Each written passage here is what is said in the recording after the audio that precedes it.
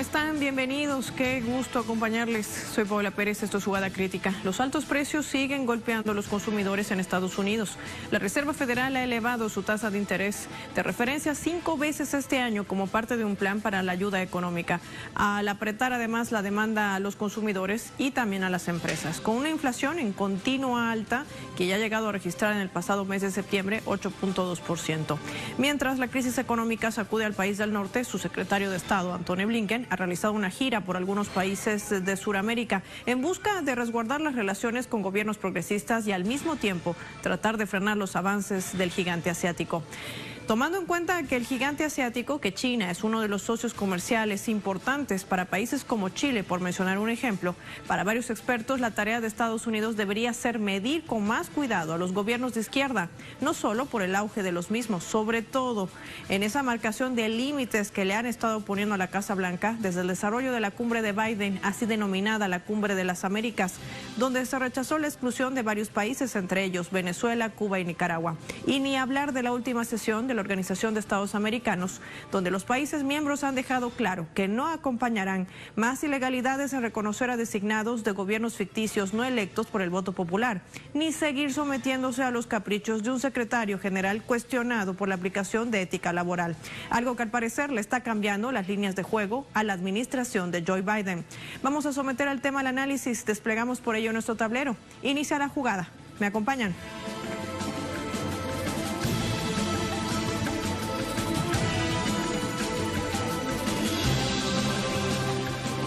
Las elecciones intermedias que los estadounidenses celebrarán el próximo 8 de noviembre podrían cambiar el rumbo de Estados Unidos y delinear la elección presidencial del año venidero, es decir, serviría de un termómetro, pero muy interesante. Sin lugar a dudas, la política migratoria va a ser uno de los temas centrales de esta contienda, lo que podría cambiar la vida de más de 40 millones de inmigrantes en ese país. Los demócratas y republicanos sabrán lo que está realmente en juego,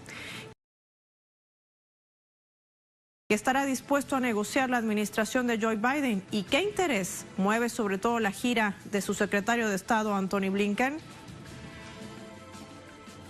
También estamos avanzando hacia el tercer y cuarto compromiso, expandir la energía y adaptarnos al cambio climático. En los últimos meses hemos comenzado a implementar el Pacto 2030, la alianza entre Estados Unidos y Perú para enfrentar la crisis climática, trabajando en equipo con socios peruanos y expertos técnicos para crear planes de acción sobre seguridad energética, tecnología climáticamente inteligente y seguridad alimentaria global.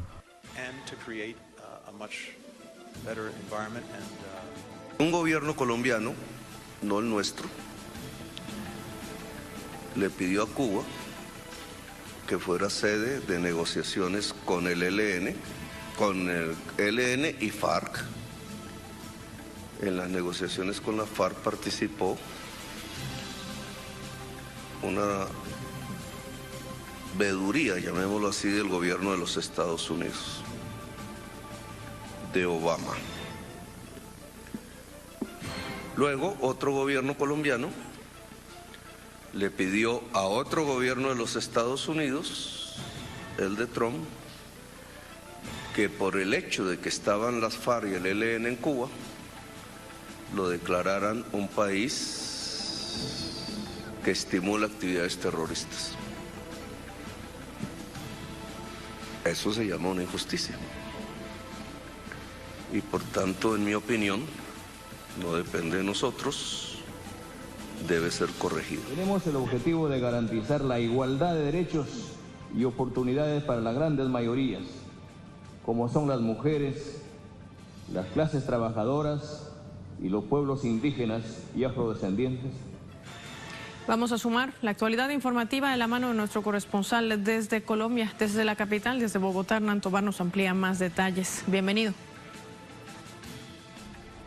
Gracias, un saludo para usted y para toda la teleaudiencia que nos vea a través de las pantallas de Telesur y nos sigue a través de nuestra multiplataforma informativa. Efectivamente, el secretario de Estados Unidos, Antony Blinken, se reunió con el presidente Gustavo Petro. En esa visita se tocaron varios temas de narcotráfico, el tema de la paz total, el tema de Cuba, sobre todo porque Cuba es garante de paz para los diálogos que se vienen adelantando, los acercamientos que se están dando con esta insurgencia del ELN. Y en una conferencia de prensa donde estuvieron los dos representantes gubernamentales, pues el presidente Gustavo Petro aseguró que Colombia tiene una nueva perspectiva, no solo de la paz, sino de la lucha contra las drogas. Una lucha que se ha venido perdiendo porque las muertes las han puesto los más vulnerables, y son los campesinos. Por ese motivo se debe cambiar ese enfoque de la lucha contra el narcotráfico, perseguir a los peces gordos, y que para eso tiene que servir la inteligencia militar, los peces gordos del narcotráfico. Aseguró que es injusto que Cuba pertenezca a esa lista de países que apoyan al terrorismo, porque lo que Cuba ha hecho es colaborar con Colombia en relación a la paz, a buscar la paz en el país. Lo hizo con la insurgencia de las antiguas FARC y pues lo está haciendo como país garante ahora, buscando los diálogos con el Ejército de Liberación Nacional. Aseguró que este programa de paz total debe extenderse y debe aplicarse para que haya una paz regional, y que debe extenderse también para los territorios donde están los campesinos, los indígenas, los afros, que son los que han puesto los muertos en esta confrontación en el país. Muchísimas gracias a nuestro corresponsal desde Colombia, desde la capital, desde Bogotá, Hernán Tobar. Vamos a marcar la primera pausa en esta jugada crítica con ella. Les compartimos nuestra jugada estratégica, como todos los días, con la invitación para que usted participe con su opinión, que realmente nos interesa. @jugada crítica, @Paola P. Telesur. La jugada estratégica de hoy: Estados Unidos logrará reducir la influencia de China en la región.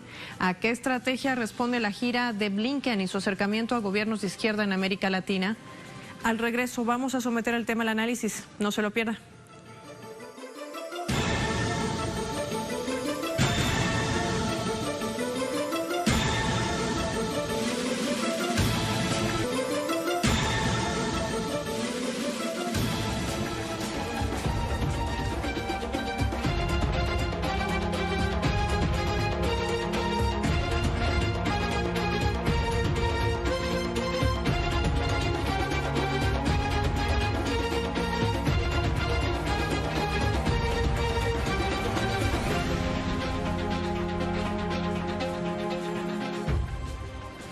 Vamos a revisar cómo se encuentra actualmente la región. Hablamos de América Latina y el Caribe en general y cuáles son sus principales retos a enfrentar. En este 2022, América Latina y el Caribe se enfrenta a grandes desafíos. Flagelos como la violencia, la desigualdad, la economía y el cambio climático siguen marcando la realidad de varios países de la región. En su reciente informe, la Comisión Económica para América Latina y el Caribe anunció que las economías de los países latinoamericanos y caribeños enfrentarán una coyuntura compleja debido al conflicto en Ucrania, que ha agudizado los problemas inflacionarios, aumentando la volatilidad y costos financieros. Producto de ello, el organismo prevé un crecimiento promedio de apenas un 1,8% para la región. Las economías de América del Sur crecerán 1,5%, las de América Central más México un 2,3%, mientras que las del Caribe crecerían un 4,7%. Asimismo, la CEPAL advierte que la dinámica inflacionaria en América Latina y el Caribe se ha acelerado. Para 2022 se estima que la inflación regional se ubique en 7,5% y se mantenga elevada en lo que resta de año. El ente también señala que el índice de la pobreza en América Latina y el Caribe se elevará a 33,7%. Entre tanto, la pobreza extrema crecerá a 14,9%. Todo ello se traduce en un aumento del 1,6% y un 1,1% respectivamente con respecto a 2021. En relación al tema del desempleo, la Organización Internacional del Trabajo anunció que el número de desempleados en América Latina y el Caribe ascenderá hasta 28,8 millones de personas en 2022, lo que es equivalente a un 14%. A esto se añade el cambio climático. Un informe emitido por Naciones Unidas en 2021 advirtió que este flagelo se ensañaría con América Latina y el Caribe, donde se batirán récords de huracanes, se sufrirán sequías severas, seguirá aumentando el nivel del mar, al tiempo que se suscitarán más incendios. Asimismo, también se observarán olas de calor, la disminución del rendimiento de los cultivos y el agotamiento de los arrecifes de coral. Por otra parte, varias organizaciones no gubernamentales alertan que el aumento de la violencia y los homicidios en Latinoamérica y el Caribe no solo podrían empeorar la crisis preexistente, sino que conducirán a cientos de personas a abandonar sus hogares en un futuro y con ello elevar las cifras de migrantes. En conclusión, los efectos de la crisis sanitaria y de la crisis social prolongada han acentuado las brechas estructurales de crecimiento, baja productividad, alta desigualdad e informalidad y elevada pobreza en la región. Además, han puesto en evidencia los frágiles sistemas de salud y protección social. Vamos a someter el tema a análisis. Recibimos por ello a nuestros invitados. Ambos nos acompañan desde Colombia. Héctor Alessandro Zuluaga Cometa, docente investigador, además miembro del Grupo Autónomo Cavilando, asociado a la Claxo, y Alfonso Izausti, quien es docente y experto además como analista internacional. Ambos, gracias por su tiempo para Telesur. Bienvenidos. Inicio con Héctor Alejandro Zuluaga para hacer un primer matiz de esta gira que ha realizado el secretario de Estado de los Estados Unidos, Antony Blinken. ¿Qué busca Estados Unidos en los países de América del Sur, sobre todo en ese acercamiento o esa mirada que hace a los gobiernos de izquierda? ¿Cómo entender? ¿Qué estrategia tiene? Bienvenido.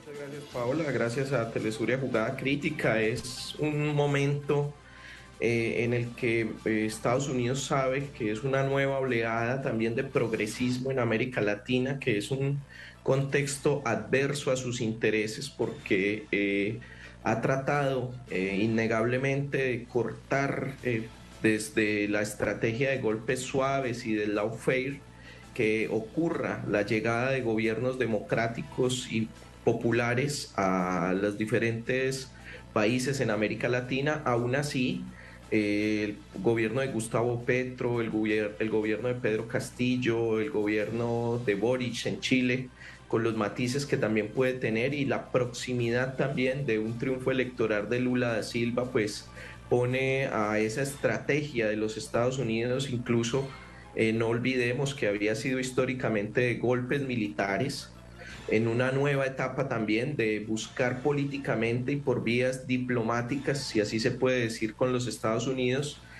no perder su hegemonía construida sobre la violencia y la incluso posibilidad de bloquear a países económicamente, como lo hace con Cuba o lo ha hecho históricamente con Cuba, y busca entonces tratar de no perder esa hegemonía, mostrándose dialogante, mostrándose también amigo. Pues es un problema, o es como un ejemplo de ello, haber prestado o haber dado al gobierno de Colombia unos helicópteros militares para cuidar la Amazonía. Ya no más entonces, al menos de este lado de la Amazonía, la estrategia militar para cuidar este recurso, como sí lo ha hecho en Brasil con fuerzas militares, o como lo ha hecho también con una estrategia, si se quiere, de paramilitarización de los conflictos, con los manuales de la doctrina militar que han sido impartidos en la Escuela de las Américas. Ahora, en medio de todo este contexto, que no deja de ser interesante para delinear esas líneas de acción que marcarán seguramente la estrategia de una política exterior que podría dar un giro o no de Estados Unidos hacia los países de América Latina. Alfonso Izausti también se encuentra con nosotros en directo. Alfonso, tras el desarrollo, recordemos, de la última cumbre de las Américas, la denominada cumbre de Biden, por la ausencia de países latinoamericanos, algo que también se exigió en su momento a la cabeza del presidente López Obrador de México, en réplica por el presidente de Argentina, el presidente de Chile, el presidente de Perú, al unísono también el canciller de Bolivia, Rogelio Maite. Es decir, todos los que habían asistido a este encuentro reclamaban que no podía desarrollarse una cumbre de las Américas sin los países de América y que se asumiesen decisiones prácticamente unilaterales al margen de lo que establece también su misión y su visión. Lo cierto es que esta nueva tendencia de exigir, entre otras cosas, respeto a la autodeterminación de los pueblos y de que seamos tratados bajo igualdad, un reclamo continuo de los países de América Latina, podrían derivar en un cambio a la administración de Biden, que además, recordemos, se acerca a unas elecciones intermedias donde podría, quizás de acuerdo a encuestas, perder no solamente la cabeza en el Senado, sino también en la Cámara de Representantes. Sí, bueno, hay varios elementos que quiero resaltar. Uno es lo que mencionaba ahora Alejandro, el tema de la crisis derivada del conflicto Rusia y contra Occidente contra Rusia.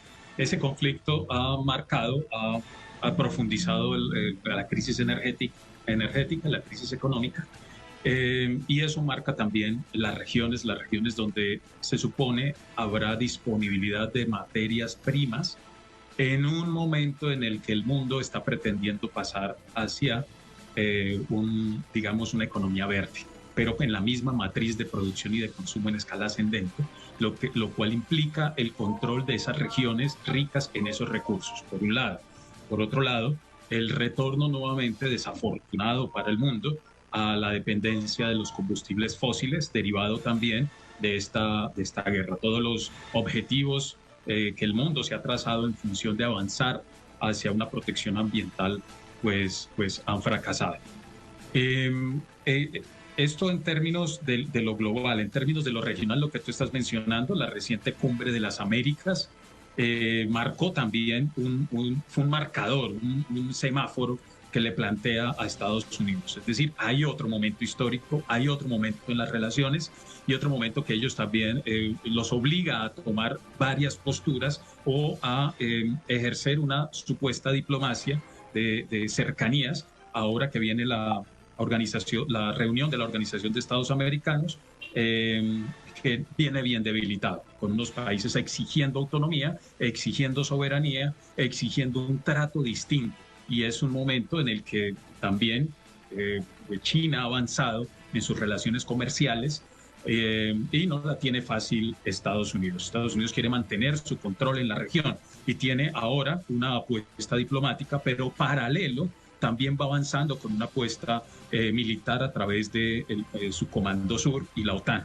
Y ahí es donde hay que también tener mucho cuidado porque estas agendas van avanzando a la par de la supuesta agenda diplomática. Entonces, lo que decías, tenemos las elecciones en Brasil, las elecciones próximas en Estados Unidos, una cumbre de la OEA debilitada, se requiere, ya hay varias voces en función de crear un organismo distinto que dé cuenta de las reales necesidades de Latinoamérica y un cambio de mando del Banco Interamericano del Desarrollo, que es clave también tenerlo presente, además cuando Biden en la Cumbre de las Américas manifestó un plan, una reingeniería del BID para realizar créditos a los países cercanos que cumplan las condiciones que ellos quieren, en tanto mantener lejos la inversión china, estar en la lógica de la creación de instrumentos para la exportación de las materias primas que ahora se requieren con mayor velocidad y en mayor cantidad en esta era verde.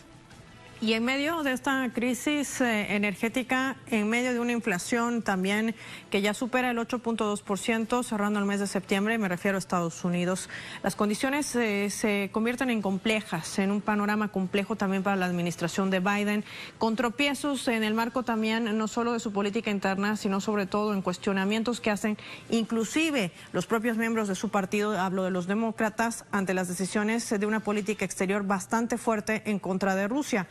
Y también en contra de China. Otro jugador que sumamos a nuestro tablero, Héctor, Alejandro, porque parece que Blinken también trata de restarle esa importancia y sobre todo influencia que tiene el gigante asiático en esta parte de la región. Pero tiene socios estratégicos, pongamos de ejemplo a un país, Chile, donde hay intercambio comercial, hay una fluctuación de compra de materias primas. ¿Es algo que estará dispuesto a perder ese país y otras naciones que también han logrado trazar alianzas? Por ejemplo, sin ir lejos, aunque no ha tenido una reunión similar Blinken, pero la Argentina quiere formar parte de la Franja y Ruta de la Seda. Se ha reunido con Colombia en su política de cambiar también el tema de la lucha contra el narcotráfico, una política que ha sido también bien recibida en la última sesión de la Organización de Estados Americanos, inclusive por el gobierno de Estados Unidos. Son factores que de alguna manera trazan la línea de acción de un Estados Unidos que ahora tendrá que entender o saber leer con cuidado a los países americanos o latinoamericanos, digo con propiedad. Sí, es claro, Paola, incluso en términos de lo que se esconde de esa agenda financiera, de esa crisis también que vive los Estados Unidos tratando de trasladarla a otros lugares, su propia inflación, su propia crisis estructural, económica, que ha puesto también en términos de recursos como la gasolina, como el petróleo, a relacionarse nuevamente con gobiernos que son abiertamente norteamericanos, de esa política imperialista como lo ha sido el gobierno de la República Bolivariana de Venezuela, y que en el caso también, por ejemplo, de un punto central que puso Argentina y Kirchner frente a la renegociación de la deuda con los Estados Unidos como principal determinante o determinador de esa deuda externa que tienen muchos países en América Latina, que tratan también de suavizar un poco para que no crezca esa agenda política del no pago, de la renegociación, que podría afectar y profundizar también ese proceso hegemónico y esa construcción que ha hecho los Estados Unidos de la economía latinoamericana, en términos del empobrecimiento y de la presión también de ahogamiento de algunas economías, en búsqueda también de no perder con ese equilibrio el acceso a algunos recursos como el triángulo del litio, que hoy es tan importante para las economías que se llaman desarrolladas en términos de sus procesos tecnológicos, y también de las posibilidades de cerrar el camino a que estas economías y estos países, como ha venido pasando incluso con Bolivia, proyecten su propia agenda de desarrollo. Es la búsqueda también de esta gira seguramente de Blinken para tratar de cohesionar esa forma política de extrema derecha que ellos mismos han patrocinado en muchos países a través de lo que ha sido la USAID, con proyectos incluso intervencionistas que seguramente están revisando el estado de estos mismos, porque un tema sería la agenda pública, la agenda con los grandes mandatarios, pero también sabemos y hemos reconocido históricamente que desde las embajadas norteamericanas, con sus hilos diplomáticos internos, se han promovido incluso, como mencionábamos en Bolivia, un golpe que duró casi un año, un golpe suave, llamado golpe suave, que es la nueva estrategia, y que precisamente en esa doble agenda de mostrarse democráticos, de mostrarse en una perspectiva de relacionamiento nueva, pues vienen también a hacer un inventario de sus fuerzas frente, por ejemplo, a ese recurso estratégico como la Amazonía, o a ese recurso como el litio o el cobre en Chile, que históricamente también ha sido un experimento de economía neoliberal promovido y aupado por el gobierno norteamericano, los gobiernos demócratas o republicanos, independientemente, cuidando los intereses de los Estados Unidos sobre América Latina.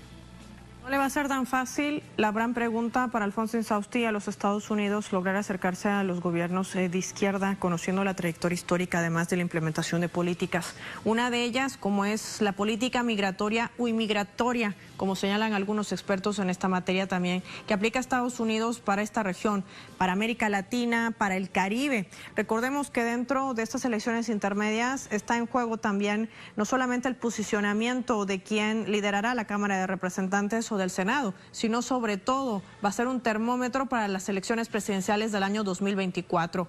Hay estados claves, entre ellos Nueva York, estamos viendo ciudades como Arizona, California, que tienen mucha afluencia de latinos, y con ello la aplicación y quizás endurecimiento de políticas migratorias destinadas tan solo a unos cuantos. ¿Qué lectura hacemos de ese cálculo político que está haciendo la administración de Biden en plena, digamos, campaña electoral, por qué no?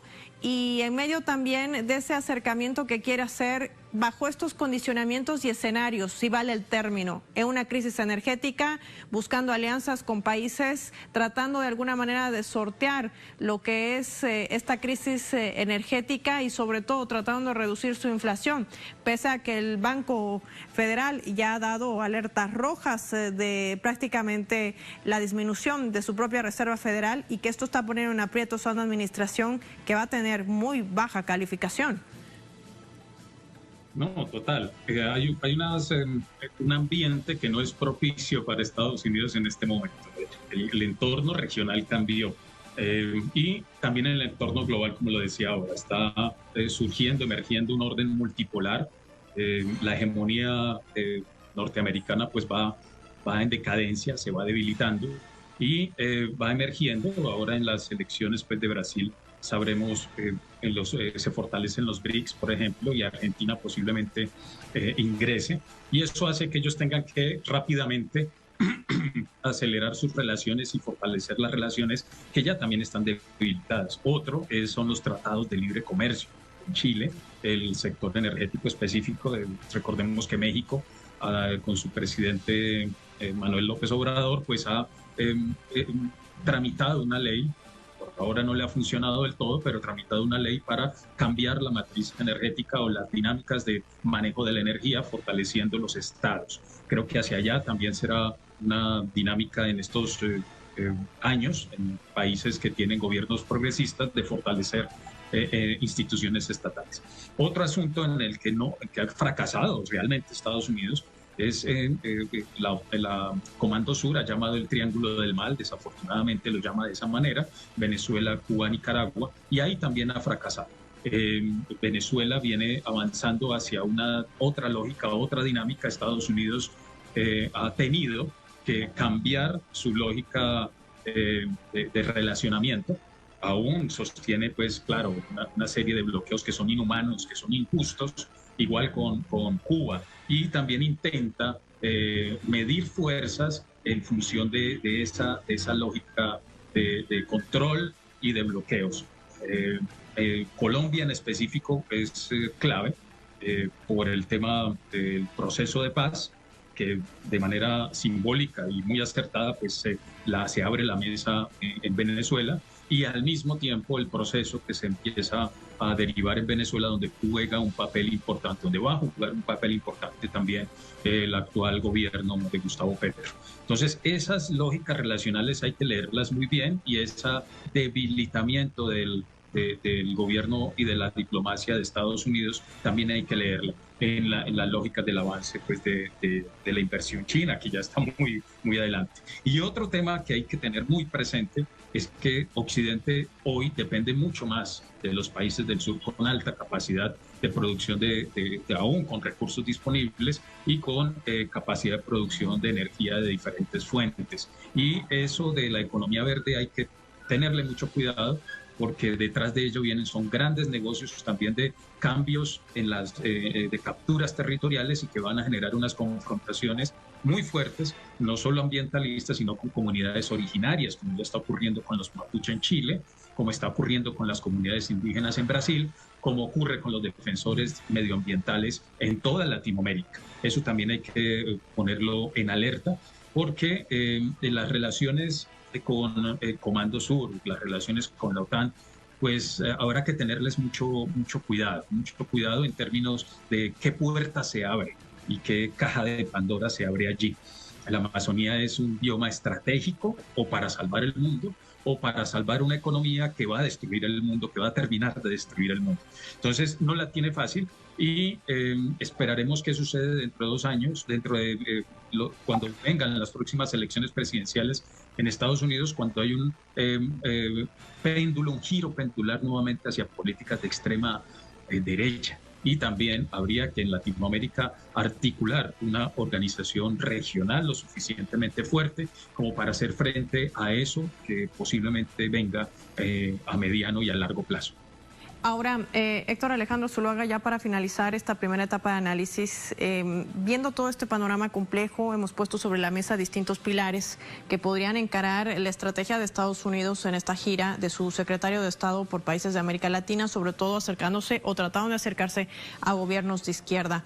Lo cierto es que hay un factor común, ha sido destacado no solamente por ti, sino también por Alfonso, el hecho de que no va a estar fácil para Estados Unidos. La pregunta es, ¿qué está dispuesto, primero, a dialogar y quizás a negociar la administración de Biden, porque sabemos que tratarían de tener una continuidad de lo alcanzado, por ejemplo, con gobiernos como Piñera en Chile, hoy a la cabeza de un Gabriel Boric, en el caso de Colombia con un Iván Duque, hoy con un giro a la cabeza de Gustavo Petro. Es decir, ya el común denominador es Estados Unidos debe hacer un cambio de su política para los países de América Latina. Es un llamado que también ha sido propuesto por el propio presidente colombiano, pero en llano, ¿qué se va a negociar? ¿Qué estaría dispuesto a negociar o quizás a renunciar a Estados Unidos? ¿Ese es un escenario posible, factible? Hay dos elementos claves en este momento del dominio hegemónico y es lo militar y lo económico. Con lo que ha dicho la cumbre de estados latinoamericanos y del Caribe, CELAC, del conflicto colombiano, la paz de Colombia es la paz de América Latina. Creo que el elemento central que se va a jugar, sobre todo para Sudamérica, es la desmilitarización y la progresiva reducción de la incidencia militar del Comando Sur, como lo mencionaba el docente Alfonso, y que ha sido también ya derrotada esa estrategia desde el plano militar y desde el plano de la incidencia que puede tener para generar golpes a la vieja, como la vieja estrategia del golpe militar y de la intervención directa en América Latina, como lo usaron con los contras también. Y el segundo momento sería lo económico, que pues creo allí también estaría la posibilidad de ceder mínimamente por el elemento de la crisis que tiene que solventar los Estados Unidos, y que frente a ello entonces decidirá y seguramente permitirá que la paz de América Latina avance, porque recordemos el Plan Patriota y los planes militares y de agentes militares que han sido constantemente, o asesores militares que han sido constantemente incluidos en América Latina. Entonces habrán unas negociaciones que seguramente harán ceder esa agenda intervencionista en términos militares, continuando incluso hasta donde logren o hasta donde puedan los Estados Unidos generar negociaciones con la deuda externa para no permitirle más avance al gobierno chino y a los gobiernos de Rusia e Irán, que han sido ellos quienes han estigmatizado también el relacionamiento de América Latina con estos países y estos nuevos grupos económicos que incluso promueven una gran mirada, una nueva mirada sobre otras formas de la economía y el relacionamiento con América Latina, al punto incluso de transferir tecnología, como ha sucedido en Bolivia. Entonces será también una oportunidad para los proyectos latinoamericanos de emancipación económica, militar y política, en términos de una construcción de una nueva voz, como lo decía el representante de Santa Lucía, pues evocando también a esa voz latinoamericana de Martí y de otros pensadores, que la lucha continuaba. Y será entonces también la época de los pueblos étnicos afros y de otras voces de decolonización en América Latina frente a esa agenda de los Estados Unidos. Quiero agradecerle a ambos, tanto a Alejandro Zuluaga Cometa como a Alfonso Insausti, por habernos acompañado en esta primera etapa de análisis, por compartir su lectura y visión en torno al tema que hoy centra nuestra atención también aquí en esta jugada crítica. A usted que está en casa, recordarle que también puede participar con nosotros. Nos interesa conocer su opinión sobre nuestra jugada estratégica. Recuerde que puede encontrarnos a través de @jugada crítica, @Paola P. Telesur, 2 cuentas en esta plataforma digital, la red social Twitter. Estados Unidos logrará reducir la influencia de China en la región. ¿A qué estrategia responde la gira de Anthony Blinken y su acercamiento a gobiernos de izquierda en América Latina? Cuando regresemos vamos a profundizar el tema de análisis. Ya volvemos.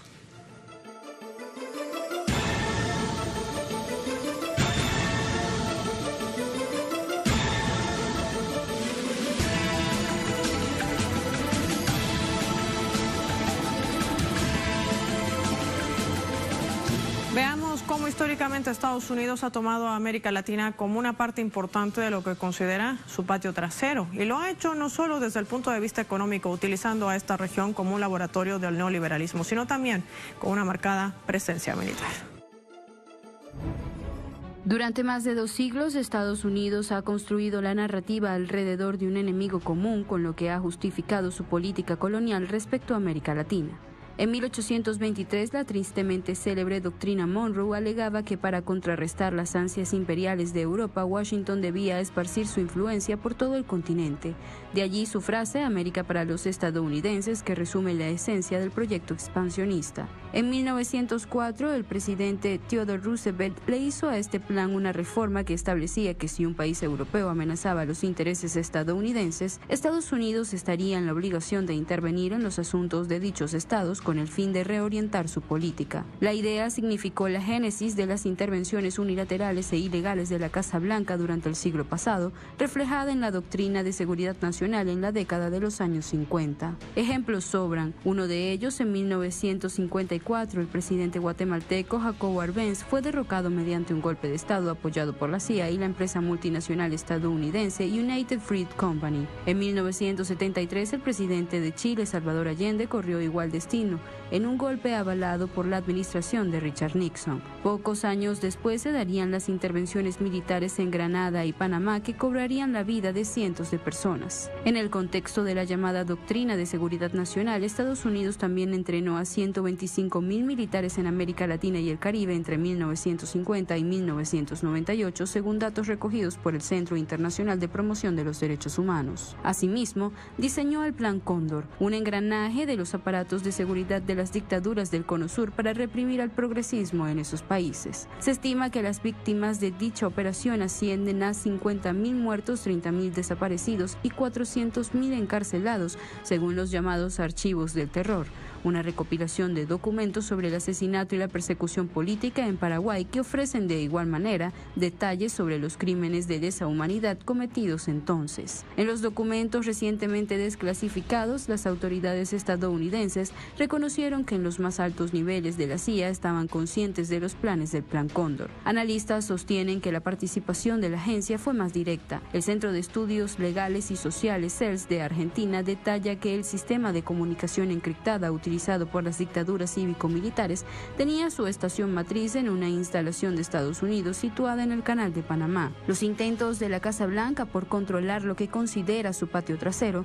trasciende al plano económico mediante la imposición de tratados de libre comercio que no benefician a los pueblos sino a las grandes transnacionales. De igual manera, las supuestas alianzas de seguridad establecidas con gobiernos de corte neoliberal en la región, como entonces Colombia y Brasil, se han traducido en la instalación de bases militares que justifican su presencia con una presunta asesoría en la lucha contra el narcotráfico.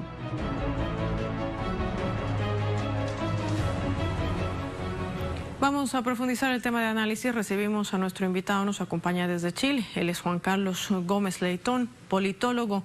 ¿Cómo está? Gracias por su tiempo para Telesur. Bienvenido a esta jugada crítica. ¿Qué desnuda en materia geopolítica la gira de Antony Blinken en medio de todo este contexto que hemos estado revisando? Una política de sanciones que imprime contra algunos países, con precisión, de América Latina, un extinto Grupo de Lima, una organización de Estados americanos que le dice no queremos más imposiciones ni ilegalidades, y también una cumbre de las Américas donde se exige el respeto a la autodeterminación de los pueblos, por poner tan solo algunos ejemplos, además de sumar a los ministros de Defensa de las Américas que se han opuesto a una sanción a Rusia. Es decir, el panorama es tan dinámico, tan ágil, que está cambiando no solamente el orden mundial, sino también quizás desnudando la pérdida de hegemonía del propio Estados Unidos. ¿Cómo entenderlo? Bienvenido. Gracias, Paola, por la invitación para poder estar aquí en Telesur con los auditores de América Latina y del resto del mundo. Lo que tú planteas y lo que tú señalas es correctamente. Hoy día se está viviendo una situación bastante agitada, conflictiva, compulsa, no solo por lo que ocurre dentro de nuestra América, sino que también lo que ocurre fuera de ella, y especialmente por la situación de la guerra entre Rusia y Ucrania, por una situación geopolítica particular donde implica la participación también de Estados Unidos. Y lo que eso obliga a su vez a la participación de China. Ahora, eso tiene repercusión directa sobre América Latina porque la competencia de Estados Unidos con respecto a China y China con respecto a Estados Unidos también se verifica y se desarrolla al interior de nuestra América. Hace 20 años atrás la presencia de China era bastante baja dentro de los países de la región, y hoy día es cada vez más importante, más significativa, mucho más relevante de lo que era hace 20 años atrás, debido también al hecho de que Estados Unidos ha tenido otras preocupaciones y se ha centrado en el Medio Oriente, en Afganistán, en otras regiones, y ha descuidado o abandonado, si tú quieres, de alguna forma, la política sobre América Latina. Sin embargo, la situación actual obliga al Departamento de Estado a realizar nuevos acercamientos hacia América Latina, tratando de contrapesar el poder de China, tratando de frenar la presencia, como también lo que tú señalabas, es decir, tratar de frenar la autodeterminación de los pueblos latinoamericanos frente a su propia soberanía, frente a su propio desarrollo, frente a la propia posibilidad de romper las cadenas que han atado a América Latina a Estados Unidos desde el siglo XIX en adelante. Por lo tanto, la presencia del secretario de Estado, Antonio Blinken, en la región obedece a esa serie de preocupaciones que hoy día están teniendo sobre el continente. La perspectiva de entrar a América Latina en una nueva concepción que le permita a Estados Unidos recuperar hegemonía sobre la región, aunque yo diría que nunca la ha perdido del todo. No es que la hegemonía norteamericana haya desaparecido en la región. Esa es una presencia que tiene ausencias, pero no significa que se pierda el control total y completo sobre este territorio, sobre esta región. Estados Unidos siempre tiene un ojo vigilante por lo que sucede. Hay más posibilidades de hacer determinadas cosas en determinados momentos, pero en la mayoría de las veces vuelve a estar presente. Hoy día la preocupación está con la competencia de China, pero al mismo tiempo que se hayan constituido 3 gobiernos en la región que tengan una perspectiva progresista y no necesariamente de izquierda, como son el caso de Colombia, como es el caso de Chile o como es el caso de Perú, y la eventualidad que venga, ¿cierto?, un gobierno progresista también en Brasil, puede motivar a una vuelta, a darse una vuelta por el territorio, volver a afianzar acuerdos, volver a establecer digamos, relaciones armoniosas, volver a retomar las negociaciones económicas, etcétera, etcétera. Pero tiene preocupaciones diversas. No es lo mismo visitar Colombia que visitar Chile o que visitar Perú. ¿Por qué? Porque Colombia, que ha sido tradicionalmente un aliado de Estados Unidos a lo largo de todo el siglo XX y parte del siglo XXI, y que hoy día tenga un presidente de izquierda como Petro, ¿cierto?, obliga a entrar en una relación de concordia, de acuerdos, de tratar de matizar el intento que pueda tener Petro de tener una política antiimperialista. También debe cuidar Estados Unidos la relación con Colombia, dado que Colombia restablece relaciones diplomáticas con Venezuela. Venezuela es, comillas, ¿cierto?, un enemigo poderoso frente a Estados Unidos, y por lo tanto el tener un aliado dentro de América del Sur por parte de Colombia, Venezuela, potencia la posibilidad de Venezuela de poder salir de esta situación de bloqueo que también Estados Unidos ha ejercido sobre él, sobre ese país, ¿no? Entonces, en ese sentido, no es lo mismo visitar Perú con una crisis permanente de hace largo tiempo institucional, con un presidente Castillo debilitado, con una arremetida de las derechas limeñas o las derechas peruanas para derrocar o destituir al presidente Castillo. Es evidente que Estados Unidos ahí juega un papel también diferenciado. Y en el caso de Chile, yo te diría que en el caso de Chile es bastante especial, porque el presidente Boric no es un antiimperialista, nunca lo ha sido y tampoco lo será. Ya él, con su viaje reciente a Estados Unidos para la cumbre de las Naciones Unidas, como también en su anterior viaje a Canadá, cuando se reunió con John Biden, con el presidente Obama, expresidente Obama, etcétera, dan muestra que el presidente Boric no tiene una posición contraria a Estados Unidos, todo lo al revés, es decir, es totalmente pro norteamericano y lo ha expresado de distintas formas en su apoyo, ¿cierto?, a la OTAN, de apoyo a Ucrania, que es con apoyar a Ucrania es ponerse al lado también de la OTAN y de Estados Unidos. Entonces eso marca también la diferenciación de este viaje de Antony Blinken a la región, porque va generando situaciones distintas. No es lo mismo operar con los tres países diferenciados. Será muy distinto la forma como Estados Unidos se relacione con Brasil si llegara a ganar Lula. Va a ser muy diferente porque el peso que tiene la economía brasilera al interior de la región es mayor que cualquiera de las tres que hemos nombrado, que la economía chilena, peruana o colombiana. Por lo tanto, ahí son distintas las formas de relacionarse. Pero Estados Unidos tiene políticas que son permanentes. Por ejemplo, esta idea de que hay que defender los derechos humanos. Pero los derechos humanos se defienden de acuerdo a la concepción que ellos tienen. Entonces, sí, tratan... Juan Carlos, además que hay que sumar un elemento clave a lo que tú dices, con una economía pujante como la que tiene el gigante suramericano, Brasil, que además forma parte de los BRICS, y con ello la amplitud de este mecanismo de integración y quizás la oportunidad ahora, como quien diría de manera más coloquial o llana, el sartén por el mango ha cambiado. Ahora los países de América del Sur plantean condiciones frente a un Estados Unidos que ha mantenido una colonización que ahora está prácticamente en decadencia, y con ello además estos mecanismos de integración como el ALBA, la CELAC, la UNASUR, el resurgimiento también y fortalecimiento de un Mercosur. Es decir, todos estos mecanismos podrían darle un giro bastante interesante, no solamente en lo social, sino también en lo económico. Totalmente de acuerdo contigo en lo que tú señalas, y me gustaría que en el futuro próximo fuera así. Pero yo tengo mis dudas. Y déjame plantear esta situación de esta forma.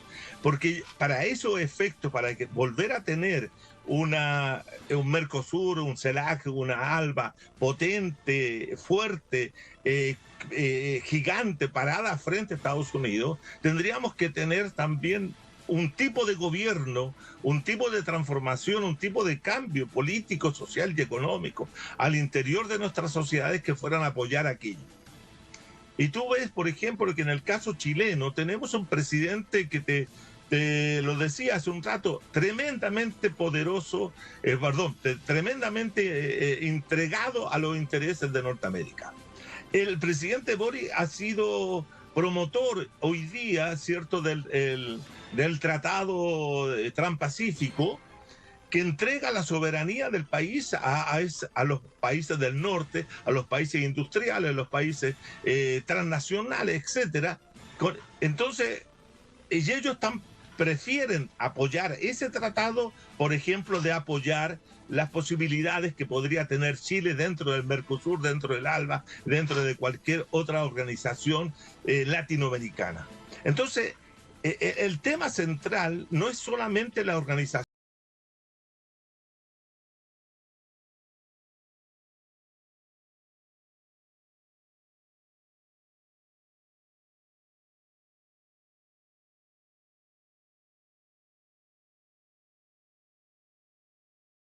de estas entidades que podrían expresar una posición anti-norteamericana, anti-imperialista, antidependentista. Pero lo que hay que tener son gobiernos que apoyen resueltamente aquello. Entonces yo no veo al presidente Boric haciendo aquello. No sé en qué postura proviene el nuevo Lula, porque Lula no va a ser el mismo Lula de hace 10 años atrás o 15 o 20 años atrás. Este es un nuevo Lula que va a gobernar con un vicepresidente totalmente ligado al neoliberalismo. Entonces, es curiosa esta situación. Si no fortalecemos o no tenemos gobiernos propiamente de izquierda en la región, no podremos ser ese gigante que se levante frente a Estados Unidos. Estados Unidos, con la debilidad que tiene, con la pérdida de hegemonía, sigue siendo todavía poderoso. Y frente a países que no adoptan una política antiimperial. Y eso hay que decirlo tal cual.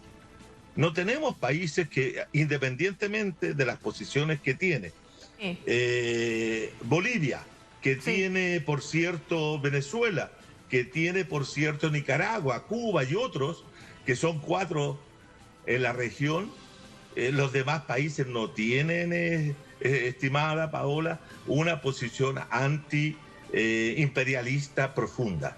Pero ya los avances se dan y el también levantar y hacer escuchar su voz dentro de estos encuentros o mecanismos como la Organización de Estados Americanos, por ejemplo, es un avance importante de esa ratificación de la autodeterminación de los pueblos y la soberanía de estos países. Quiero agradecerte, Juan Carlos Gómez Leitón, por habernos acompañado en este análisis. A usted que está en casa, también por su gentil audiencia. Finaliza así Jugada Crítica. Soy Paola Pérez. Cerramos por ello nuestro tablero geopolítico. Será hasta un próximo encuentro.